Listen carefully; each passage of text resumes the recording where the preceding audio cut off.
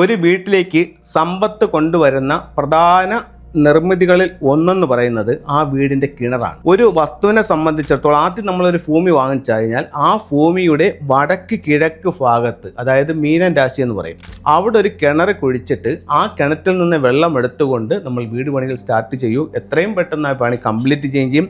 ശരിക്കും സാമ്പത്തിക അഭിവൃദ്ധി നമ്മുടെ ജീവിതത്തിൽ ഉണ്ടാവുകയും ചെയ്യും. ഈ കിണർ അവിടെ നിന്നും മാറി അത് തെക്കു പടിഞ്ഞാറിൽ വന്നിട്ടുണ്ടെന്നുണ്ടെങ്കിൽ ഉറപ്പായിട്ടും നമ്മുടെ സമ്പത്ത് നമ്മുടെ കയ്യിൽ നിൽക്കാതെ നഷ്ടപ്പെട്ടു പോകുന്നൊരവസ്ഥ ഉണ്ടാകും. ചില വീടുകളിൽ നമ്മൾ കൺസൾട്ടിങ്ങിന് പോകുമ്പോൾ അത്രയും കിണറുകൾ കാണുമ്പോൾ ചോദിക്കും, പറയും, സാറേ ഇത് ഈ വീടിൻ്റെ കിണറല്ല, മുമ്പ് നിന്നിരുന്ന വീടിൻ്റെ കിണറാണ് എന്ന് പറയും. ചിലർ പറയും, സാറേ വർഷങ്ങളായിട്ട് ആ കിണർ അവിടെ നിൽക്കുകയാണ്. പക്ഷേ വർഷങ്ങളായിട്ട് ഇവരുടെ ജീവിതത്തിൽ ഈ സാമ്പത്തിക പ്രശ്നവും ഉണ്ട്. അപ്പം നിങ്ങളുടെ കിണറാണെന്നോ അല്ലെങ്കിൽ നേരത്തെ നിന്ന കിണറാണെന്നോ ഒന്നും ഇവിടെ ഒരു ബാധകമല്ല. ഈ ഭാഗത്ത് കിണർ പാടില്ല.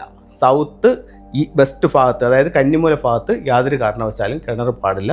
അത്തരത്തിൽ കിണറുള്ള വീടുകൾക്ക് ഒരുപാട് പ്രശ്നങ്ങൾക്ക് സാധ്യതയുണ്ടെന്ന് വാസ്തുവിൽ പറയുന്നുണ്ട്. കിണറിൻ്റെ സ്ഥാനം വടക്ക് കിഴക്ക് ഭാഗമായിരിക്കും.